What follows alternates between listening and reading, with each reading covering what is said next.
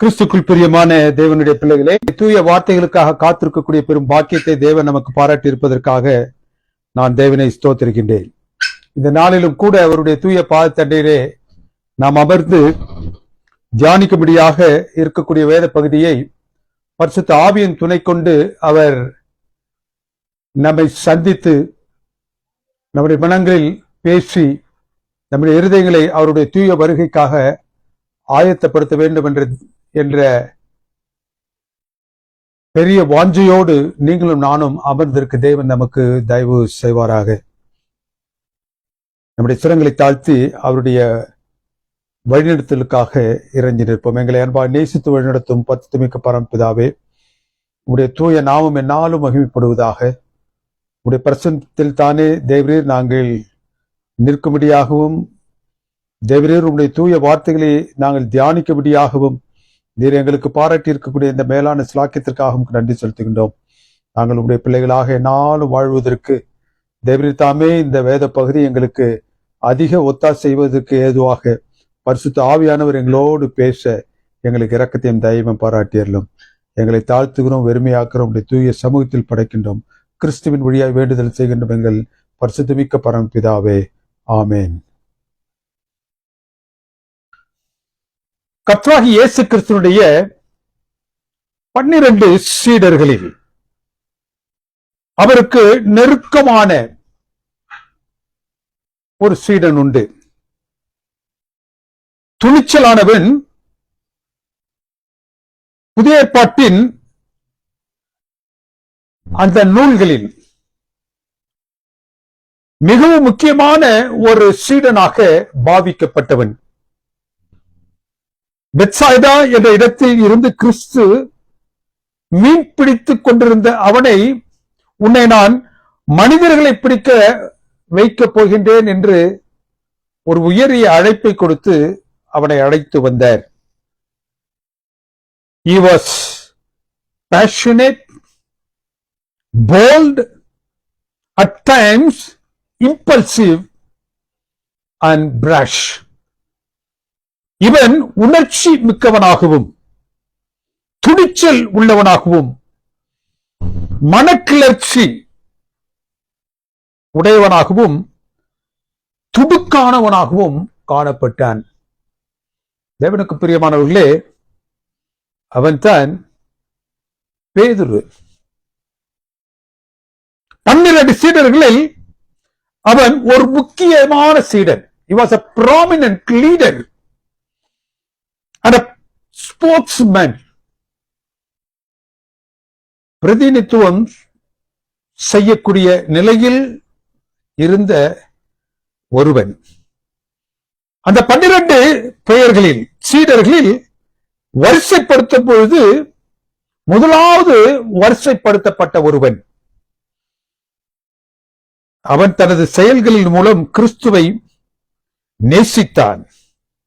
அவன் கர்த்தராகிய இயேசு கிறிஸ்துவின் மீது வைத்திருக்கக்கூடிய நேசத்தை வெளிப்படுத்தும்படியாக மற்ற சீடர்கள் எவரும் செய்ய முடியாத காரியங்களை அவன் செய்து அவன் தன் வயப்படுத்தும்படியாக அநேக நேரங்களில் அவன் பிரயாசப்பட்டான். He played a critical role in Christ's life and his ministry. கர்த்தராகிய இயேசு கிறிஸ்துவினுடைய அந்த ஊழியத்தில், அவருடைய அந்த வாழ்க்கை பாதையில், ஊழிய பயணத்தில் மிகவும் முக்கிய பங்கு வகிப்பவனாக அவன் காணப்பட்டான். பேதுரு நற்செய்தி நூல்களில், அப்போஸ்தலர் புத்தகத்திலும் சுமார் 195 முறை அவனை பற்றி வேதம் பேசுகின்றது. மற்ற சீடர்கள் எல்லாரையும் சேர்த்து 12 பேரையும் சேர்த்து 130 தடவை தான் அது பேசுகின்றது. ஆனால் பேதுருவை பற்றி பேசும்பொழுது 190 முறை. கர்த்தராகிய இயேசு கிறிஸ்துவை மேசியாவாக மற்ற 12 சீடர்களுக்கு முன்பதாக அடையாளம் கண்டவன் இந்த பேதுருவானவர். அவன் அவரை மேசியாவாக அடையாளம் கண்டது மாத்திரமல்ல, அதை பிரகடனப்படுத்தினான். கெத்செமனே தோட்டத்துல கர்த்தராகிய இயேசு கிறிஸ்துவை காவல்படுத்தும்படியாக வந்த அந்த காவலர்களை அவரை காப்பாற்றும் வண்ணமாக துணிந்து செயல்பட்டவன். கிறிஸ்துவை காப்பாற்றுவதற்கு எந்த எல்லைக்கும் தான் செல்வேன் என்பதை மெய்ப்பிப்பதற்காக அந்த காவலர்களுடைய காதை அவன் செஞ்சான், தன்னுடைய உடைவாளினால் வெட்டினான். கர்த்தராகிய இயேசு கிறிஸ்துவை போன்று சமத்தரையில் நடப்பதை அல்ல, அவரை போன்று தானும் நீரில் நடக்க வேண்டும் என்று பிரயாசப்பட்டவன். Peter's life is a reminder of powerful faith, repentance and transformation.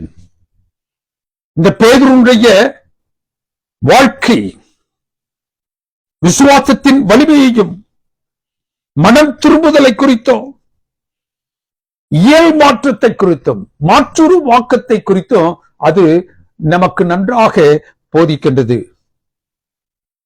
இந்த அருமையான வேத பகுதியின் மூலமாக தேவனுக்கு பிரியமானவர்களே, இன்றைய நாளில் இந்த பேதுருவை நாம் 3 நிலைகளில் வைத்து பார்க்க இருக்கின்றோம். பீட்டர் த மேன், ஒரு சராசரி மனிதனாக.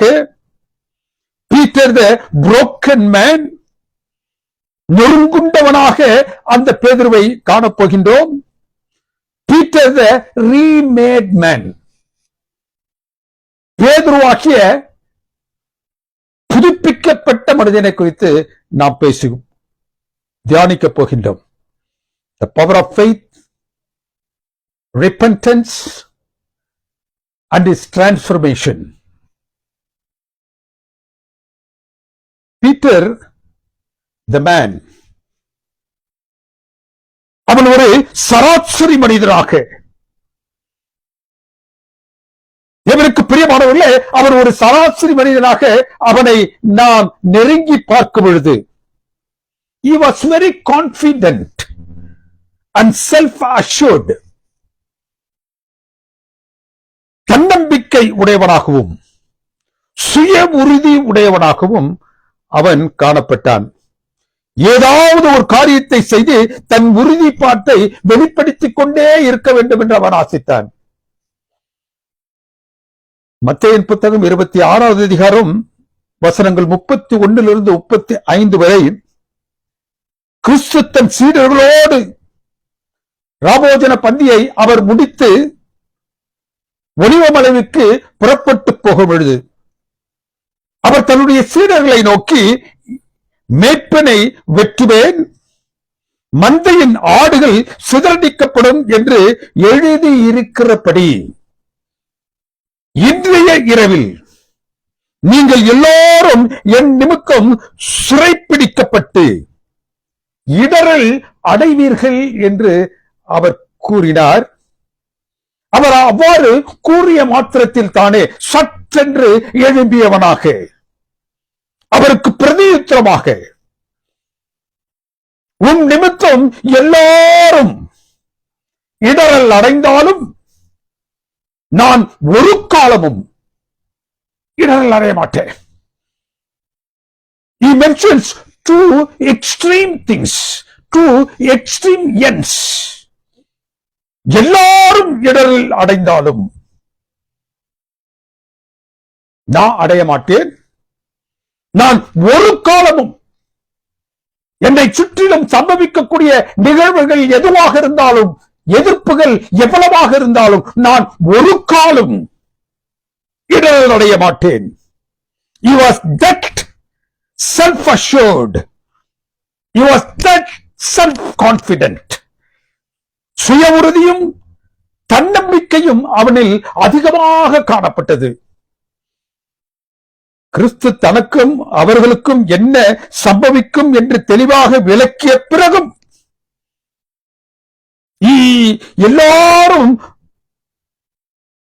சற்று ஒதுங்கி இருக்கக்கூடிய நேரத்தில் அவன் தன்னை குறித்து ஒரு சவாலாக கிறிஸ்துவிடத்தில் அவன் பேசுகின்றான். He was with confident that he will be able to do anything for the Lord. The problem with him was he was with confident,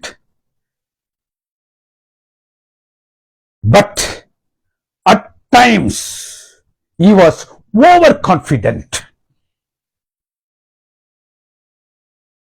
அவன் தன்னம்பிக்கை உடையவனாக இருந்தான். அநேக நேரங்களில் அந்த தன்னம்பிக்கை அவனை வேறு நிலையில் கொண்டு சென்று விட்டது. Overconfidence, when it crosses the borderline, it will lead you into problem. கிறிஸ்து அவனை நோக்கி இந்த ராத்திரியிலே சேவல் கூவுவதற்கு முன்பாக, அந்த இரவு முடிவதற்கு முன்பதாக, பகல் துவங்குவதற்கு முன்பதாக நீ என்னை 3 தடவை மறுதலிப்பாய் என்றார். Now he crosses the border line of his confidence. என்ன சொல்றா? அதே அதிகாரத்தில் 35வது வசனத்தில், அதற்கு பேதுரு, நான் உம்மோடு மரிக்க நேர்ந்தாலும் மறுதலிக்க மாட்டேன். கிறிஸ்து தான் பாடுகளை கொலையுண்டு போகும் 3ஆம் நாளில் எழுந்திருப்பேன் என்று சொன்னதும், பாடுகளை படுவேன், கொலையுண்டப்படுவேன், ஆனால் 3ஆம் நாளிலே எழுந்திருப்பேன் என்று சொல்லி நிறுத்திய மாத்திரத்தில் தானே மத்தேயு புத்தகம் 16வது அதிகாரம் 22வது வசனத்திலே பேதுரு அவரை தனியே அழைத்து சென்று, he was not able to tolerate what Christ was talking about. ஆண்டவரே, இது உமக்கு நேரிடக்கூடாது, இது உமக்கு சம்பந்தம் இல்லை, இது உமக்கு சம்பவிக்க கூடாது என்றவரை அவன் கடிந்து கொள்ள ஆரம்பித்தான். That should never happen to you, my Lord. You should not be killed. You have a lot of things to do. அவரோ பேதுருவை பார்த்து, எனக்கு பின்னிட்டு போ சாத்தானே என்றார். எனக்கு நீ இடரவாய் இருக்கின்றாய். Get behind thee, Satan. அவன் ஒரு சராசரி மனிதனாக கிறிஸ்துவின் மரணத்தை, அவன் ஒரு சராசரி மனிதனாக கிறிஸ்து கொலை செய்யப்பட போவதை அவனால் ஏற்றுக்கொள்ள முடியவில்லை, தாங்க முடியவில்லை. அப்படி உமக்கு சம்பவிக்க கூடாது என்று அவரை கடிந்து கொள்ள துவங்கினான். அவன் சராசரி மனிதனாக கிறிஸ்துவின் இக்கட்டான நிலையை காணும் பொழுது, தேவனுக்கு பிரியமானவர்களே, தேவனுடைய திட்டம் அவனுடைய கண்களுக்கு மறைந்து போனது. What is God's plan? கர்த்தராகிய இயேசு கிறிஸ்துவை என்ன காரணத்திற்காக இந்த உலகத்திற்கு அனுப்பினாரோ அந்த தேவ திட்டம் அவனுடைய கண்களுக்கு தெரியவில்லை. பேதுரு தன் மீதாக வைத்திருக்கக்கூடிய அன்பு, அக்கறையை காட்டிலும் தேவனுடைய திட்டத்தை, அது பிரதானமானது என்பதை அவன் காண முடியவில்லை. கிறிஸ்து எதற்காக இந்த பூவுலகிற்கு வந்தாரோ அந்த தேவ திட்டமானது, இவன் அவருக்கு முன்பதாக வைத்திருந்த அந்த நேசம், அவரில் வைத்திருந்த அன்பு, அவர் அடிக்கப்பட்டு போகிறாரே என்ற வேகம், இது உமக்கு சம்பவிக்க கூடாதே என்று அவரை தன்னுடைய மனதில் இறுக வைத்தவனாக அவன் நெருங்கும் பொழுது தேவன் அவரில் வைத்திருந்த அந்த திட்டம் அவனுடைய கண்களுக்கு மறைந்து போனது. ஒரு சராசரி மனிதனாக அவன் அதை சந்தித்தான். கர்த்தராகிய இயேசு கிறிஸ்து தண்ணீரில் நடக்கும் பொழுது ஒரு சராசரி மனிதனாக தானும் நடக்க வேண்டும். I must also walk like Jesus on the waters. தான் நடப்பதை தன்னுடைய சக சீடர்கள் காண வேண்டும். கர்த்தராகிய இயேசு கிறிஸ்து செய்யக்கூடிய காரியத்தை சீடர்கள் ஒருவராகிய நான் செய்கின்றேன் என்பதை இந்த உலகம் தெரிந்து கொள்ள வேண்டும் என்று ஆசித்தான். ஒரு சராசரி மனிதனாக கெத்செமனேயில் இருந்து கிறிஸ்துவை பிடிக்க வந்த காவலரை கண்டவுடன் ஒரு சராசரி மனிதனாக அவருடைய மனதில் ஏற்பட்ட போராட்டத்தின் உச்சமாக தன்னுடைய உடைவாளை எடுத்து அவனுடைய காதை அரும்படியாக வெட்டினான். This is where his confidence slipped into arrogance. அவனில் இருந்த அந்த தன்னம்பிக்கை, self assuredness, திட உறுதி, தன்னுறுதி என்ன செய்தது? அவனை ஸ்லிப் பண்ணி விட்டுருச்சு, இன்னொரு நிலைக்கு கொண்டு சென்று விட்டது. அவனுடைய தன்னம்பிக்கை இப்பொழுது ஒரு அகங்காரமாக, கர்வமிக்கவனாக, எப்படியாகிலும் கர்த்தராகிய இயேசு கிறிஸ்துவை நான் என்ன செய்ய வேண்டும், காப்பாற்றியாக வேண்டும் என்ற துணிச்சலுக்குள்ளாக his confidence led him to arrogance of action.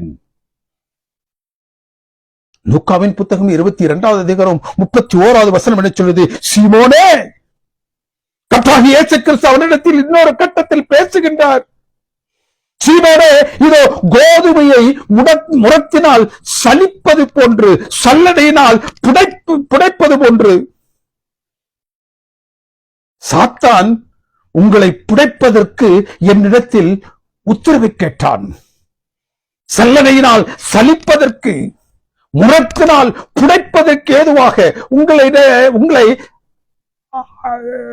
சாத்தான் என்னிடத்தில் அதை செய்வதற்கு உத்தரவு கேட்டான்.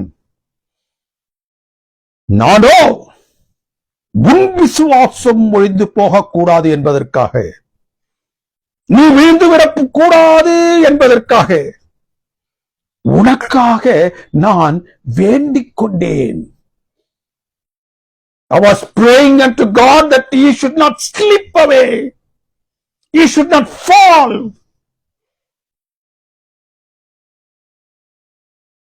தேவனுக்கு பிரியமான தேவனுடைய பிள்ளைகளே, இவ்வளவு பெரிய ஒரு ஜெபத்தை செய்து அவனை தப்புவித்து சாத்தானுடைய கரத்திலிருந்து விடுவித்து நிற்கக்கூடிய கர்த்தராகிய இயேசு கிறிஸ்துவுக்கு அவன் நன்றி பாராட்டவில்லை. ஆனால் அதற்கு பிரதியுத்தரமாக வசனம் 33 என்று சொல்லுகின்றது, ஆண்டவரே, காவலிலும் சாவிலும் உம்மை பின்பற்றி வர நான் ஆயத்தமாக இருக்கின்றேன். Self confidence. ஒரு சராசரி மனிதன் தான் நேசிக்கக்கூடிய ஒருவருக்கு என்ன பிரதி உத்தரம் செய்ய முடியுமோ அதை அவன் செய்வதற்கு எந்த சூழ்நிலையிலும் நான் என்னை ஒப்புக் கொடுக்கின்றேன் என்று அவரிடத்தில் சொன்னான். இந்த செல்ஃப் கான்பிடன்ஸ்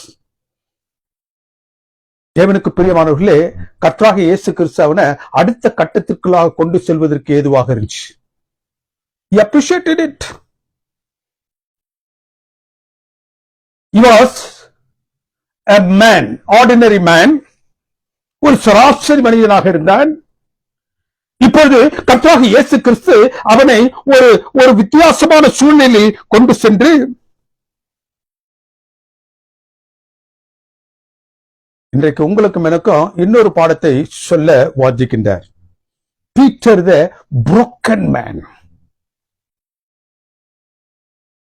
அவனது தன்னம்பிக்கை, அவனது சுய உறுதி அவனை பிரச்சனைக்குள்ளாக தள்ளிற்று.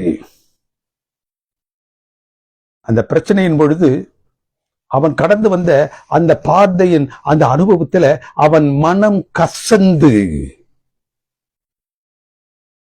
மனதளவில் அவன் நொறுங்கி போனான்.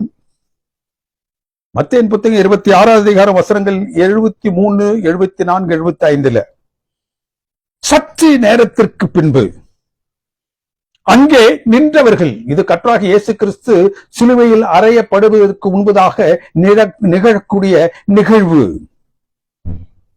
சற்று நேரத்திற்கு பின்பு அங்கே நின்றவர்கள் பேதுருவிடத்தில், மெய்யாகவே நீயும் அவர்களில் ஒருவன் தானே?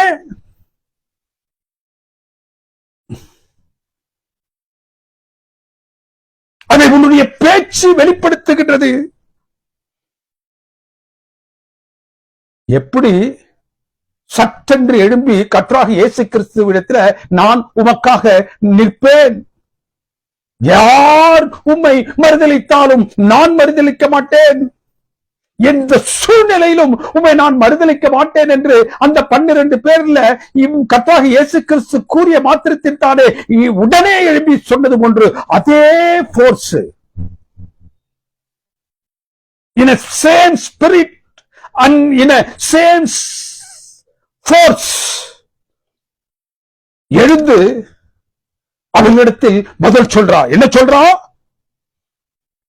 அப்பொழுது அவன் அந்த மனுஷரை என்ன செய்கின்றான்? அவர்களிடத்துல, மெய்யாகவே நீயும் அவர்களில் ஒருவன் தானே என்று அவர்கள் சொன்ன மாத்திரத்தில் தானே அப்பொழுது அவன் அந்த மனுஷனை, நான் அறியேன், I know not him, நான் அவரை அறியேன் என்று சொன்னது மாத்திரமல்ல, இந்த வேதத்தின் பகுதி என்ன சொல்கின்றது? அவரை அவன் சபிக்க ஆரம்பித்தான்.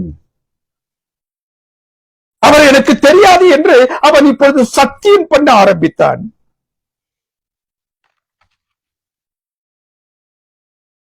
இவனை போன்ற ஒரு வேலைக்காரி ஒருவளும் வேறொருத்தி, 2 பெண்கள் என்ன செய்றாங்க? நான் உன்னை அவரோடு கண்டோம் என்று சொன்ன மாத்திரத்தில் தானே நான் அவரை அறியேன்,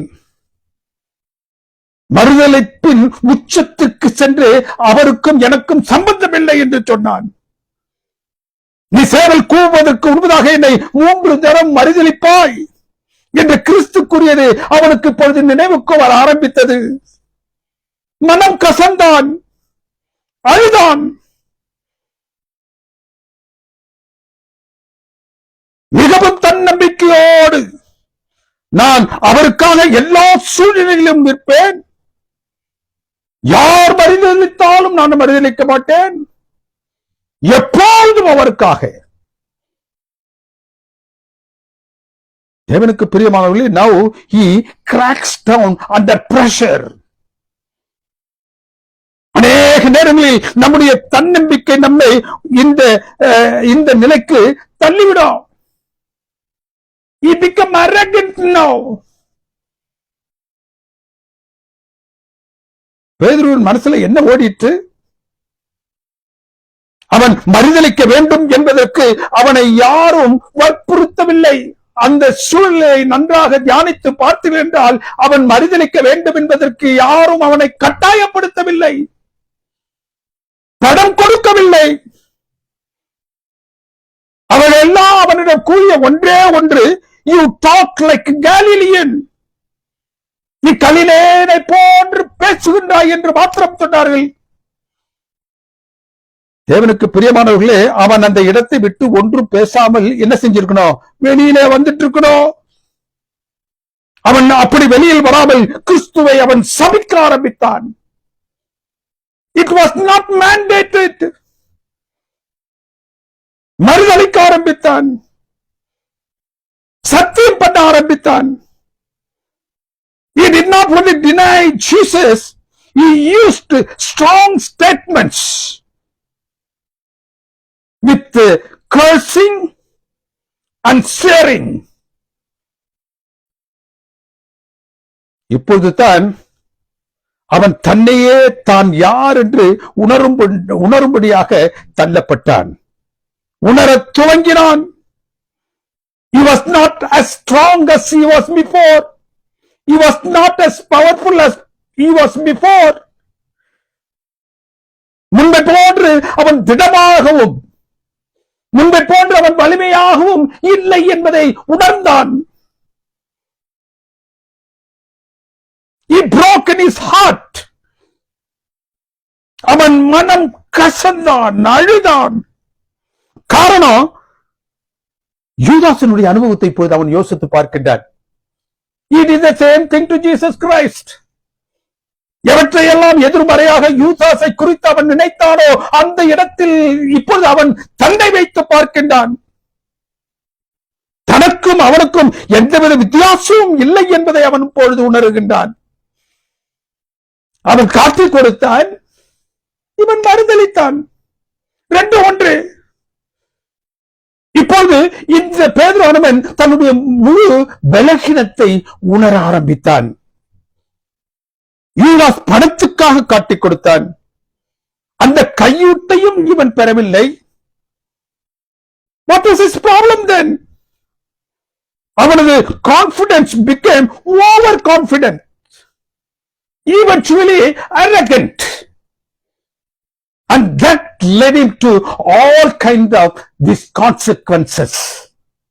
அவன் இப்பொழுது சந்தித்துக் கொண்டிருக்கக்கூடிய விளைவுகள் அனைத்தும் அவன் தன்னில் வளர்த்துக் கொண்ட அந்த தன்னம்பிக்கை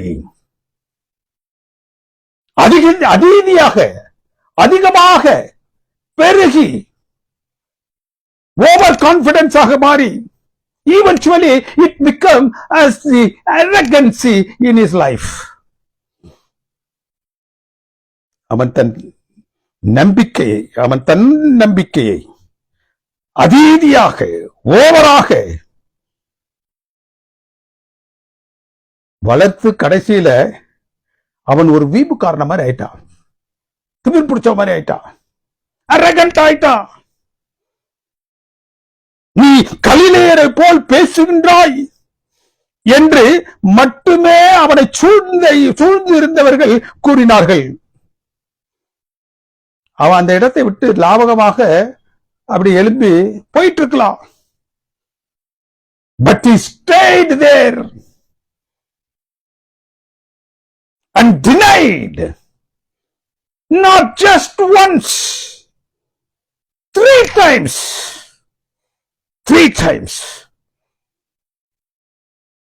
without any inducement, without any pressure. அவன் செய்தே ஆக வேண்டும் என்ற நெருக்கடி அவனுக்கு இல்லாத சூழ்நிலையில்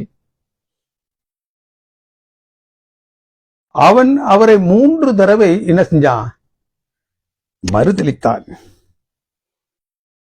பேதுரு கிறிஸ்துவின் எதிரிகளிடம் அவரை விற்று போடாவிட்டாலும் அவருக்கு அவன் துணையாக நிற்கவில்லை. கிறிஸ்து யார் என்று உலகிற்கு பிரகடனப்படுத்தாமல் இருப்பதோ சரி, அவரை நான் அறியேன் என்று சொல்வதும் சரி,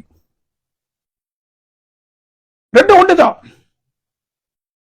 கிறிஸ்துவை யார் என்று உலகத்திற்கு நீங்களும் நானும் பிரகடனப்படுத்தவில்லை என்றால், அவரை நான் அறியேன் என்று சொல்லக்கூடிய அந்த பேதுருவினுடைய நிலைத்தான் உங்களுக்கு விளக்கம். Non-representation is equivalent to betrayal. நீங்கள் போய் எனக்காக சாட்சியாக இருங்கள் என்று சொல்லக்கூடிய வார்த்தையை உடைய நீங்களும் நானும் அவருக்காக சாட்சியாக பிரதிநிதித்துவம் செய்யவில்லை என்றால், இது வேதத்தின் பகுதி என்ன சொல்கின்றது? இட் இஸ் ஈக்குவலன்ட் டு மறுதலிப்பு, betrayal. அத்தகைய பாவத்தை தான் இன்றைக்கு கிறிஸ்தவர்களாகிய நீங்களும் நானும் செய்து கொண்டிருக்கின்றோம். We do not want to represent ourselves for the Lord, for what we have been called into this truth. இந்த சத்தியத்திற்குள்ளாக அழைக்கப்பட்டதின் நோக்கமாகிய அவரை சாட்சி பகர்வோம் என்பதை நீங்களும் நானும் செய்யவில்லை என்றால், இது பேதுருவுடைய அனுபவம் என்ன சொல்லுகின்றது? நாம் அவரை மறுதலிக்கிறோம். ஆனால் அவரை மறுதலிப்பதற்கு நிகராக அந்த பாவத்தை செய்கின்றோம். நான் அவரை அறியேன் என்னும் பாவம், அவருக்கும் எனக்கும் எந்தவித சம்பந்தமும் இல்லை என்று சொல்லக்கூடிய பாவம் தான். பேதுரு ஒரு சாதாரண மனிதனாகவும் பிறகு தன் பாவங்களுக்காக மனசாபப்பட்டு மனம் கசந்து அழுபவனாகவும் அங்கு காணப்பட்டான். தான் மனம் கசந்து அழுவும் பொழுது அங்கு கர்த்தராகிய இயேசு கிறிஸ்து அங்க இல்ல. He was not there. But this man cried. He broke himself. His heart was broken into pieces. கிறிஸ்து அங்க இல்ல. பார்க்கிறான், நான் மறுதலித்த கிறிஸ்து இங்கு காணவில்லையே.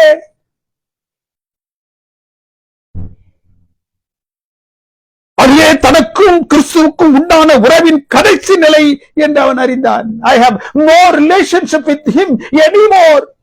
I have betrayed him. I have betrayed him. அவர் இல்லாத இடத்தில் நான் ஏன் இருக்க வேண்டும்? Why should I be in this ministry when the leader of myself is not there?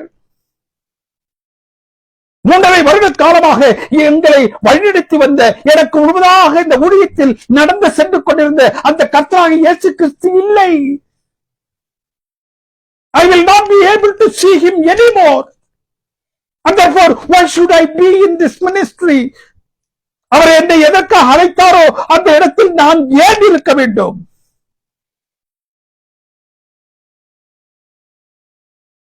அவ என்ன செய்றா? ஒரு தீர்மானம் செய்றான். Let me go back to my old business, job, life. கிறிஸ்து இல்லாத இடத்தில் நான் வெறுமனே ஏன் அலைந்து திரிய வேண்டும்? என்னுடைய வாழ்க்கையை பார்த்து, என்னுடைய பின்னான வாழ்க்கையை பார்த்து, let me go back to my life, my business, my job. எனக்கு என்ன தொழில் தெரியவோ அந்த தொழிலை நான் செய்து பிழைத்துக் கொள்ளுகின்றேன் என்று இப்பொழுது பிழைப்பூட்டக்கூடிய அந்த தொழிலை அவன் விட்டுவிட்டு தான் பிழைக்கக்கூடிய பழைய தொழிலுக்கு அவன் தன்னை இணைத்துக் கொள்ளும்படியாக சொல்லுகின்றான். He was so powerful, but even then he was able to convince his fellow disciples. அவன் போவதை பார்த்த மாத்திரத்தில் கர்த்தராகிய இயேசு கிறிஸ்துவுக்கு எவ்வளவு உறுதுணையாக அவருக்காக துணிந்து நிற்கக்கூடிய இவனே செல்வான் என்றால் நாம் எம்மாத்திரம்? They followed him.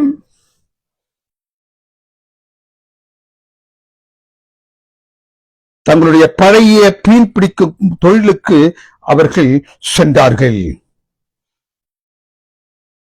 கர்த்தராகிய இயேசு கிறிஸ்து அவனோடு இல்லாது இருந்த அதே அனுபவத்திற்குள்ளாக அவன் மறுபடியும் வந்து விட்டான். He has come down to the number 1 square. He has come down to the low bottom of his life.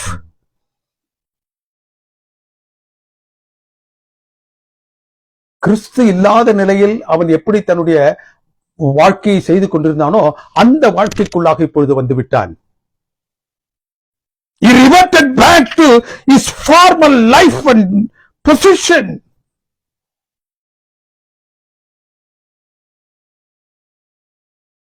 இயேசு இல்லாத அவருடைய பழைய வாழ்க்கையில் இயேசுவோடு அவர்களுக்கு இருந்த அந்த வாழ்க்கையை விட்டு இயேசு இல்லாத அவருடைய பழைய வாழ்க்கைக்குள்ளாக அவர்கள் சென்ற பொழுது அதே போட்டு, அதே படகு, அதே கடல், அதே வலை, அதே மீன் பிடிக்கக்கூடிய யுக்தி தெரிந்த நபர்கள், இரவெல்லாம் மீன் பிடிக்கக்கூடிய அந்த வடக்கம் தொழில் ரீதியாக உள்ளவர்கள், everything was same. ஒன்று மட்டும் இல்ல, ஒருவர் மட்டும் அவர்களோடு இல்ல. கிறிஸ்து இல்லாத நிலையில் பழைய வாழ்க்கையில் அவர்கள் சென்ற அந்த வாழ்க்கையை செய்யும்படியாக பிரயத்தனம் பண்ணி அந்த படைகளை சென்று இரா முழுவதும்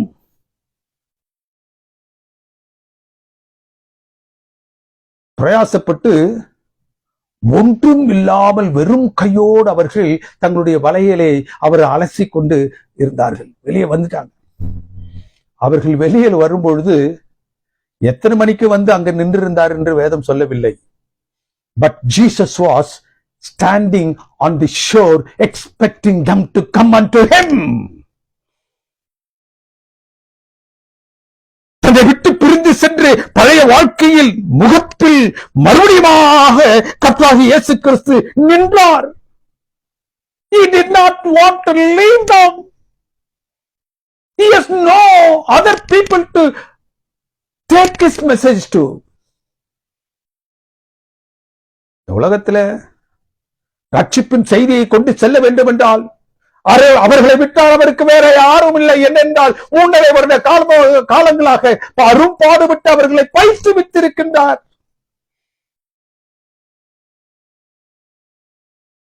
அவர்கள் களைப்போடு வெறும் கையாக விரக்தியோடு அந்த கடலில் இருந்து கரை ஏறி வரும்பொழுது கர்த்தராகிய இயேசு கிறிஸ்து அங்கு நின்று அவர்களை வரவேற்கின்றார். என்ன சொல்லுகின்றார்? அவர் பொதுவாக அந்த சீடர்களை ஊழியத்தின் காலத்துல பெயர் சொல்லிதான் அழைப்பார். ஆனால் தொய்வுற்று கிறிஸ்து இல்லாத வாழ்க்கையில் மிகவும் தொய்வுற்றவர்களாக தோற்று போனவர்களாக அவர்கள் அந்த கரையேறி வரும்பொழுது அவர்களை பிள்ளைகளே என்று அழைக்கின்றார். He called them as children.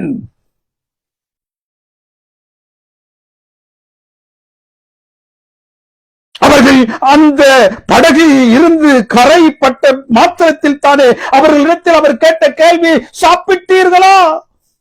உங்களுடைய உணவிற்கு ஏதாகிலும் கிடைத்ததா?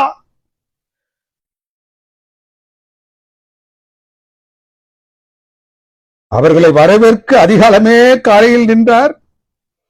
பிள்ளைகளே என்று அழைத்தார். சாப்பிட்டீர்களா என்று அவர்களை வினவினார். இந்த வேதத்தின் பகுதி என்ன சொல்லுகின்றது? அவர்கள் பசி ஆற வேண்டும் என்பதற்காக அவர் என்ன செஞ்சாரு? கரி நெருப்பு போட்டு வைத்திருந்தார். In order to feed them.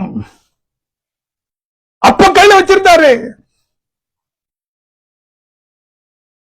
அவர்களை போஷிக்க வேண்டும் என்பதற்காக.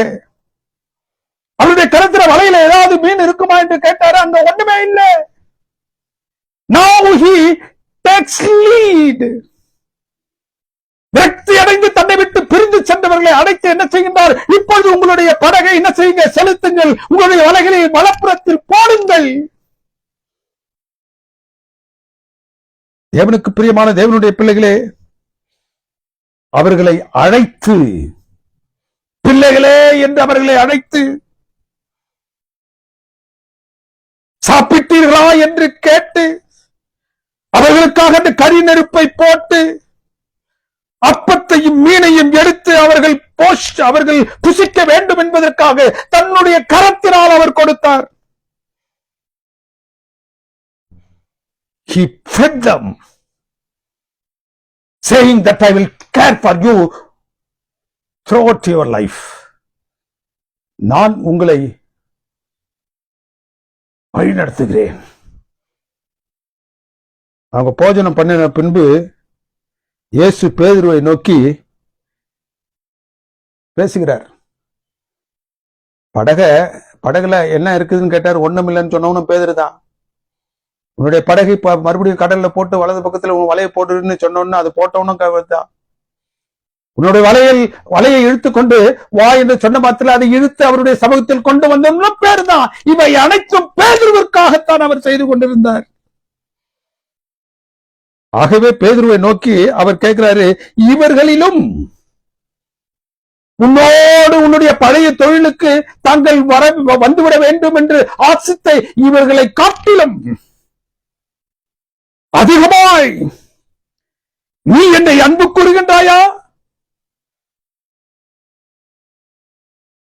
உன்னுடைய அன்பு அவர்களை காட்டிலும் அதிகமாக என்னிடத்தில் இருக்கின்றதா? ஏனென்றால் நான் இப்பொழுது உன்னை பார்க்கும்படியாக வந்திருக்கின்றேன். உன்னை நான் இழக்க விரும்பவில்லை. உன்னை போன்று துணிச்சலான தன்னம்பிக்கையுள்ள a self-assured man I am need of. நீ என்னில் அன்பு கூறுகின்றாயா? அவன் ஒருவேளை அன்பு கூறுகிறேன்னு சொல்லி இருப்பான். தேவனுக்கு பிரியமானவர்களே, அவருக்கு என்ன ஒரு வித்தியாசத்தை காண விரும்பினார் என்றால், நீ அவர்களை காட்டிலும் என் மீது அன்பு வைத்தவனாக இருக்கின்றாயா? ஆமாண்டவரே, அது உமக்கே தெரியுமே. இந்த கேள்வியை என்னிடத்தில் கேட்கின்றீர். You know my Lord that I love you. இரண்டாம் தரமே அதே தான் கேட்கிறார். மூன்றாம் தரமும் அவனிடத்தில் அதையே கேட்கின்றார். ஏன் 3 முறை அவர் கேட்க வேண்டும்? நீ என்னை நேசிக்கின்றாயா என்று, நீ என்னை என் மீது அன்பு கூறுகின்றாயா என்று அவர் 3 முறை ஏன் கேட்கணும்? தேவனுக்கு பிரியமானவர்களே, 3 முறை அவன் அவரை மறுதலித்தான். அவர் மறுதலிக்கும் பொழுது 3 விதமான வார்த்தைகளை உபயோகித்தான். நான் அவரை அறியேன், அவரை அவன் சபித்தான், அவர் எனக்கு தெரியாது என்று சத்தியம் பண்ணினான். 3 நிலைகளில் அவர் அவனை கண்டார். 3 முறை மறுதலித்தான். 3 வார்த்தைகளை சொல்லி அவன் மறுதலித்தான். ஆகவே அவனிடமாக 3 முறை தான் என்ன அவனிடமாக இருந்து எதிர்பார்த்தாரோ அந்த 3 முறை அவர் என்ன செஞ்சாரு? கேட்டார். கிறிஸ்து அவனிடமாக கேட்ட 3 முறையும் வேதத்தின் பகுதி என்ன சொல்லுகின்றது? அந்த 3 முறையும் அவன் தேம்பி தேம்பி அழுதான். Jesus replayed his life not in a negative way, but in a restorative way. அவனை மறுபடியுமாக தனக்கு முன்பதாக வகைப்படுத்த விரும்பினார். நெகட்டிவா அவனை தள்ளி விடுவதற்கு அவர் விரும்பவில்லை. It took the restorative measure. மறுசீரமைப்பு செய்யும்படியாக அவனை மறுபடியும் தன்னண்டை அழைத்தார். கிறிஸ்தவனை எப்படியாகிலும் திரும்பி பெற வேண்டும், அவனை எப்படியாகிலும் தான் மீட்டுக் கொள்ள வேண்டும் என்று ஆசித்தார். அவனை திரும்ப பெற்றார். அவனை திரும்ப பெற்ற மாத்திரத்தில் அவன்கிட்ட சொல்றாரு, இந்த ஒரு பெரிய ரெஸ்பான்சிபிலிட்டியை, பொறுப்பை நான் உன்னிடம் தான் கொடுக்க வேண்டும். I have seen you in and out. உன்னுடைய பலகீனங்களையும் நான் அறிந்திருக்கின்றேன், உன்னுடைய பலத்தையும் நான் அறிந்திருக்கின்றேன். ஆகவே உன்னிடத்தில் தான் ஒரு பொறுப்பை கொடுக்கும்படியாக நான் வாஞ்சித்து நிற்கின்றேன். ஏன் அதிகாலையிலே வந்து உங்களை சந்திக்கும்படியாக அந்த கடற்கரையில் நின்று நின்றால் உன்னை சந்தித்து உன்னிடத்தில் அந்த பொறுப்பை கொடுக்க வேண்டும் என்பதற்காக.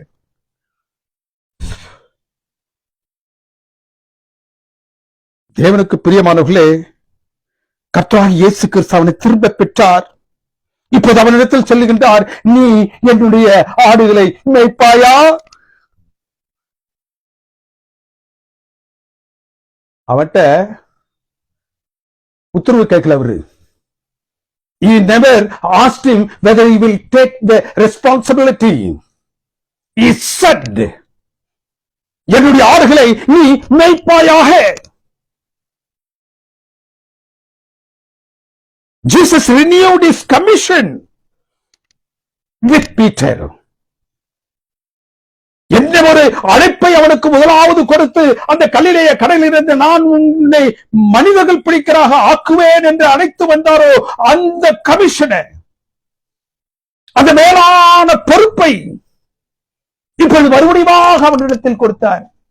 You should care for my sheep. He asked him to feed my sheep and tend my sheep. You should feed my lamb and tend my sheep.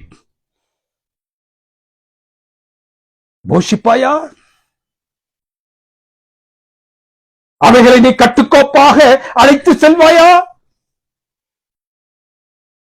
கர்த்தராகிய இயேசு கிறிஸ்து அவனுக்கு ஏற்கனவே பாராட்டிய பொறுப்பை புதுப்பித்துக் கொடுத்தார். நீ என்னுடைய ஆடுகளை மேய்ப்பாயாக. கிறிஸ்துவின் நாமத்தில் இரண்டாவது அவனுக்கு இன்னொரு ஆசீர்வாதத்தை கொடுத்தார். முதல் என்னுடைய ஆடுகளை மேய்ப்பாயாக என்ற பொறுப்பை கொடுத்து விட்டு இரண்டாவது இன்னொரு ஆசீர்வாதத்தை கொடுத்தார். அவருடைய நாமத்தினால், அந்த நாமத்தில் உள்ள வல்லமையை நீங்கள் என்ன செய்யுங்க? உபயோகிங்கள். wherever you go, use the power that is found in my name.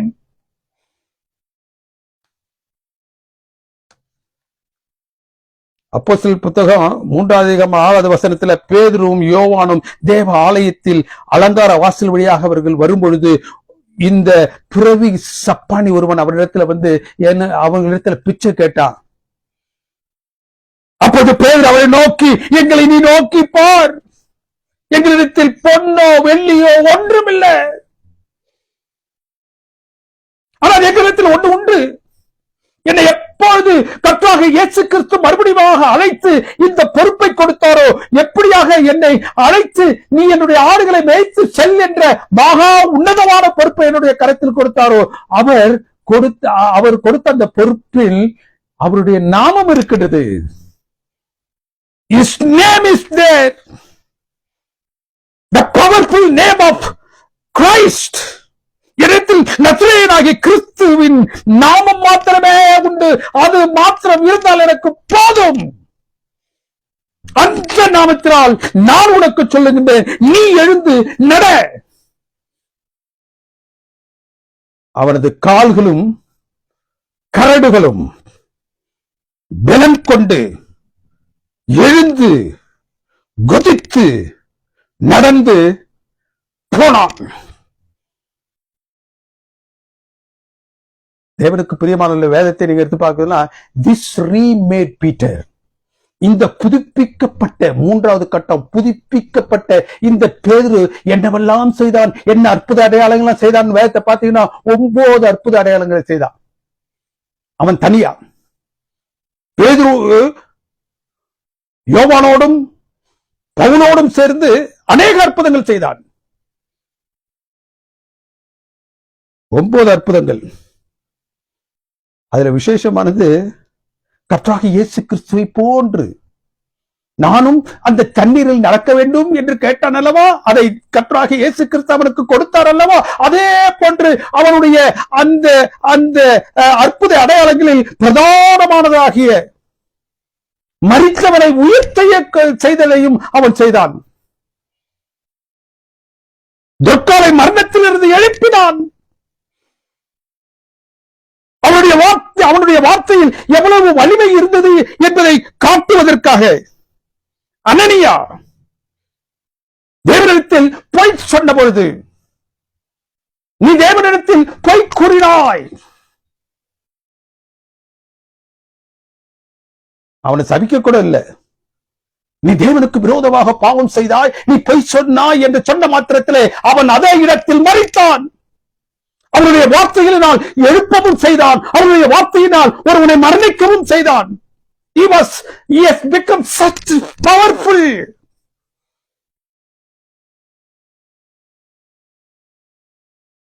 தேவனுக்கு பிரியமானவர்களே, என்னுடைய ஆடுகளை நீ மேய்ப்பாயாக என்று சொன்ன கர்த்தராகிய இயேசு கிறிஸ்து அவனுடைய ஊழியத்தை வித்தியாசமாக ஆசீர்வதித்தார். அவன் பிரசங்கித்த ஒரே பிரசங்கத்தில் 3000 பேர் மனம் திரும்பினார்கள். He was known for his self-assured. He was known for his self-confidence.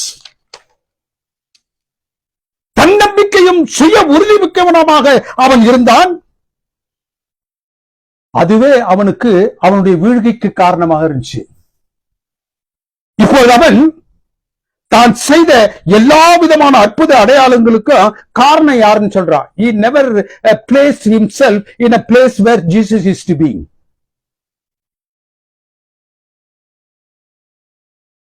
அந்த பிறவி சப்பானியை அவன் எழுப்பிய மாத்திரத்தில் தானே அவனை சுற்றி இருந்த எல்லாரும் வந்து அவனை புகழ்ந்தார்கள். அப்பொழுது அவன் சொல்லுகின்றான், நான் என் சுயத்தினாலாவது, அப்போஸ்தலர் புத்தகம் 3:12 வசனத்துல, நான் என் சுயத்தினாலாவது சுய பக்தியினாலாவது அல்ல, நான் இவையெல்லாம் செய்வதற்கு காரணம் ஆபிரகாமின் தேவனும் யாக்கோப்பின் தேவனும் ஈசாக்கின் தேவனும் ஆகிய அந்த தேவனுடைய குமாரனாகிய கர்த்தராகிய இயேசு கிறிஸ்துவே. கர்த்தராகிய இயேசு கிறிஸ்துவை அவன் மகிமைப்படுத்தினார். தான் செய்யக்கூடிய அனைத்திற்கும் அவர்தான் காரணம் என்று உரைத்தான். He never placed himself. சராசரி மனிதனாக தன் சுயத்தை மையப்படுத்திக் கொண்டு இருந்த பேதுரு இப்பொழுது புதுப்பிக்கப்பட்ட மனுஷனாக கிறிஸ்துவை மையப்படுத்தினான் அவனுடைய வாழ்க்கையில். இதுவே பேதுருவுடைய key aspects of his life and role. இன்றைக்கு உங்களுக்கும் எனக்கும் ஒரு பாடமாக அமைகின்றான் என்றால் இந்த பாடம் தான். He placed Christ in his place. He lived not by his name. He lived by Christ's name. தன்னை விட்டு விலகிச் சென்ற பேதுவையும் அவனோடு இருந்த சீடர்களையும் கிறிஸ்து அடைத்து சமைத்து பராமரித்து பசிப்போக்கி வலதுபுறமாய் வலையை போடுங்கள் என்று அவர்களை பணித்து முதலாவது சந்திக்கும் பொழுது கேட்டது போல் இப்பொழுதும் கேட்டார். சீமோன் பேதுரு இடத்துல படகில் ஏறி என்ன செய்யறாரு? ஏதாவது உங்களுக்கு கிடைச்சிச்சா? தேவனுக்கு பிரியமானவர்களே, இங்க பேதுரானவன் பதில் சொல்லுகின்றான். இரவு முழுவதும் பாடுகள் பட்டு ஒன்றுமே இல்லை என்று வெறும் கையாக வந்த அவர்களை மறுபடியும் அனுப்பி அந்த வலையை அவர்கள் போட்ட எதிர் திசையில் போடும்படியாக செய்து அவருடைய வலையில் கிழியும் வண்ணமாக, ஆனா அந்த வலை கிழியல. To that extent they caught the fish. அதுல என்ன அதிசயம்னா, சரியா 153 மீன்களை அவர்கள் பிடித்தார்கள். அந்த கடல்ல 153 வகை மீன்கள் தான் உண்டு. எல்லாவற்றிலும் ஒன்று என்றால் அவர்கள் கடல் முழுக்க இருக்கக்கூடிய மீன்களை என்ன செஞ்சார்கள்? பிடித்தார்கள் என்ற அர்த்தம். Entire fish were caught in the net. அந்த மீன்கள் அனைத்தையும் தன் வலை கிழியும் வண்ணம் கிழியாமல், அவனுடைய பழைய அனுபவத்துக்கு மேலான நிலையில மனுஷரை பிடிக்க தன் ஊழியத்தில் உபயோகிக்க அவர் சித்தம் கொண்டார். மாதிரி இல்ல. அவன் புதுப்பிக்கப்பட்ட மனிதனாக கர்த்தராகிய இயேசு கிறிஸ்துவண்டை அவன் தன்னை ஒப்புக் கொடுக்கும் பொழுது அவனை அவர் ஊழியத்தில் உபயோகிக்க, ஸ்திரமாக உபயோகிக்க, மேலாக உபயோகிக்க, அபரிதமாக உபயோகிக்க அவர் ஆசித்தார். அந்த ஆசிப்பை அவர் வெளிப்படுத்துவதற்காகத்தான் இந்த அனுபவத்தை சொல்லலாம். 153 மீன்கள், வகையான மீன்கள், அவை அனைத்தையும் பிடிச்சான். இந்த உலகத்துல நீ போய் கர்த்தராகிய இயேசு கிறிஸ்துவினுடைய நற்செய்தியை பிரசங்கித்து இந்த உலகத்தை தேவனுடைய கர்த்தராகிய இயேசு கிறிஸ்துவினுடைய வருகைக்காக நீ ஆயத்தப்படுத்து என்று அந்த கமிஷன் ஊழிய பாரத்தை அவர் கொடுத்து நீங்கள் போங்கள் என்று சொன்னார்.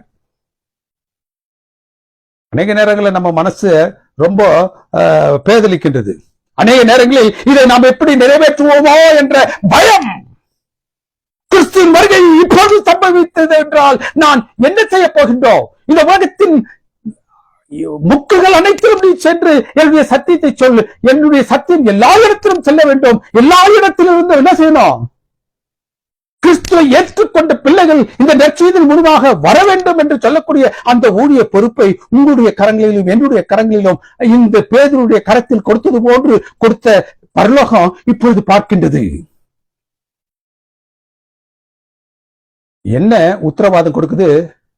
அந்த 153 மீன்களை பிடித்து கலிலேயா முழுவதும் அந்த இருந்த அந்த மீன்களுடைய வகையை அவர்கள் பிடித்தது ஒன்று.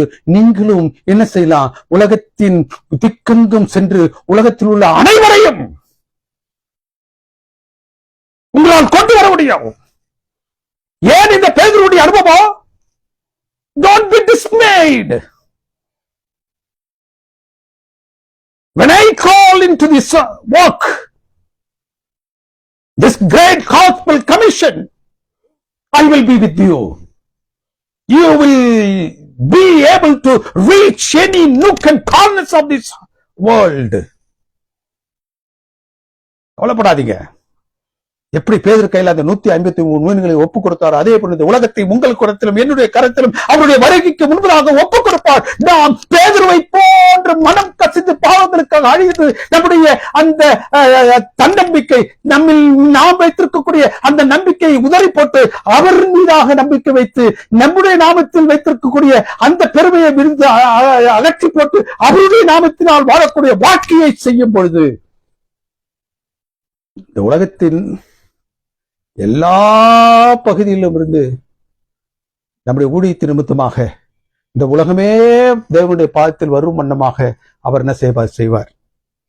அதோட உத்தாரா அவனை என்ன செய்ய குஷிப்படுத்துகிறார். யாரு? கிறிஸ்து. அவன் பிரசங்கித்த ஒரு பிரசங்கத்துல in one of his sermons he was able to convert 3,000 people. ஒருவேளை பேதுரு இந்த கடைசி கட்ட அனுபவங்களை வழியே கடந்து வராமல் இருந்திருப்பான் என்றால் he would not have been remade man. அவனில் இருந்த பழைய பேதுருவே with all his weaknesses and arrogance, அவருடைய பலவீனத்தோடும் சுயசார்போடும் சுய உறுதியோடும் திமிர் கொண்டவனாக இருந்த நிலையில் அவன் இருந்திருப்பான் என்றால் இதையெல்லாம் அவனால் செஞ்சிருக்க முடியாது. he was remade. தேவன் அவனை மறுபடியும் புதுப்பித்தார். எதை பற்றிக் கொள்ள வேண்டுமோ அந்த நாமத்தை அவன் இறுக பற்றிக் கொண்டான். What are we doing now? Are we old Peter or remade Peter? Not ready-made.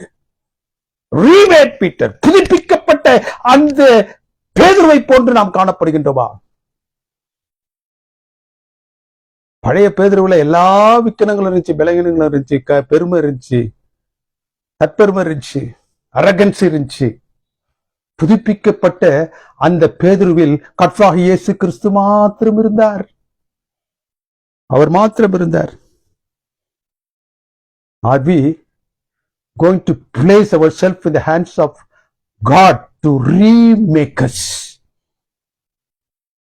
நாம் அவருடைய பாதத்தில் நம்மை மறுபடியுமாக வணைந்து மறுபடியுமாக புதுப்பிக்கும்படியாக நம்மை ஒப்பு கொடுத்தோம் என்றால் இந்த பேதுருவுக்கு பாராட்டிய அனைத்து ஆசீர்வாதங்களையும் அபரிதமான ஆசீர்வாதங்களையும் தேவன் உங்களுக்காகவும் எனக்காக வைத்திருக்கின்றார். அப்பேற்பட்ட ஆசீர்வாதத்தை பெற்றவர்களாக நீங்களும் நானும் கடந்து செல்ல தேவன் நமக்கு தயவு செய்வாராக. ஆமென். எங்களை அன்பா நேசித்து வழிநடத்தும் பரிசுத்தமிக்க பரமபிதாவே, அருமையான மணித்துளிகளுக்காகவும் இந்த மணித்துளிகளில் பாராட்டிய அருமையான சத்தியத்திற்காகவும் பரிசுத்த ஆவியனுடைய துணைக்காகவும் அவர் எங்களுடைய உள்ளங்களில் விதைத்த விதைகளுக்காகவும் நன்றி செலுத்துகிறோம் சுவாமி. அன்பின் தெய்வத்தினுடைய பாதத்தண்டைகளை நாங்கள் ஒப்புக் கொடுக்கணும். எங்களுடைய வாழ்க்கையில் நாங்கள் பேதுருவை போன்று அவனுடைய முற்கால வாழ்க்கையை போன்று நாங்கள் கடந்து எங்களுடைய வாழ்க்கை முடிந்து விடாமல் தேவரீர் உங்களுடைய பாதத்தில் வந்து மறுபடியுமாக வணையப்பட்ட புதுப்பிக்கப்பட்ட பேதுருவாக அவன் கிறிஸ்துவை இறுக பற்றி கொண்டது போன்று நாங்களும் பற்றி கொள்ள நேரங்களுக்கு இரக்கம் செய்தல்ல சுவாமி. அந்த பேதுருவானவன் தன்னுடைய கடைசி காலத்துல கர்த்தராகிய இயேசு கிறிஸ்துவை பற்றியவனாக அவன் செயல்படும் பொழுது அவனும் கிறிஸ்துவை போன்று சிலுவையில் அறையப்படுவதற்கு ஏதுவான இந்த உலகத்தால் நிர்ணயிக்கப்பட்டான், தண்டனைக்குள்ளாகப்பட்டான். அப்பொழுது அவர்களிடத்தில் ரோமர்களிடத்தில் அவன் கூறினானே, என்னை கிறிஸ்துவை போன்று நேரா வச்சு அடிக்காதீங்க, அதற்கு நான் பார்த்தவன் அல்ல, என்னை தலைக்கீழாக வைத்து அடியுங்கள் என்று அவருடைய வாழ்க்கையை அவன் மாற்றம் பெற்றவனாக முடித்தானே. அது போன்ற வாழ்க்கையை நாங்கள் வாழ எங்களுக்கு இரக்கம் செய்துள்ளோம். இந்த சத்தியத்தை ஆங்காங்கு பல்வேறு இடங்களிலிருந்து கேட்டுக்கொண்டிருக்கக்கூடிய தேவரே தமது பிள்ளைகள் ஒவ்வொருடைய மனங்களிலும் பேசியறலும் உமக்காக அவர்கள் தீர்மானங்களை மேற்கொள்ளவும் உம்மை அவர்கள் அண்டி பிழைக்கவும் உடைய வருகைக்காக காத்திருக்கக்கூடிய கூட்டத்தில் அவர்கள் தங்களை இணைத்துக் கொள்ளவும் எங்கள் அன்பின் தெய்வம் எங்களுக்கு தயவு செய்வாரு. கர்த்தராகிய இயேசு கிறிஸ்துவின் தூய நாமத்தினால் மிகுந்த தாழ்மையோடு வேண்டி நிற்கின்றவர்கள் பரிசுத்தமிக்க பரமபிதாவே, ஆமென். நம்முடைய கர்த்தராகிய இயேசு கிறிஸ்துவினுடைய கிருபையும் பிதாவுடைய அன்பும் பரிசுத்த ஆவியானுடைய அந்யோன்ய ஐக்கியம் சிநேகமும் நம் அனைவரோடும் விசேஷமாக இந்த நாளில் இந்த செய்தியை ஆங்காங்கு பல்வேறு இடங்களிலிருந்து கேட்டுக்கொண்டிருக்கக்கூடிய பிள்ளைகள் ஒவ்வொருவரோடும் இன்றும் சதா காலங்களிலும் இருப்பதாக. ஆமென், ஆமென், ஆமென்.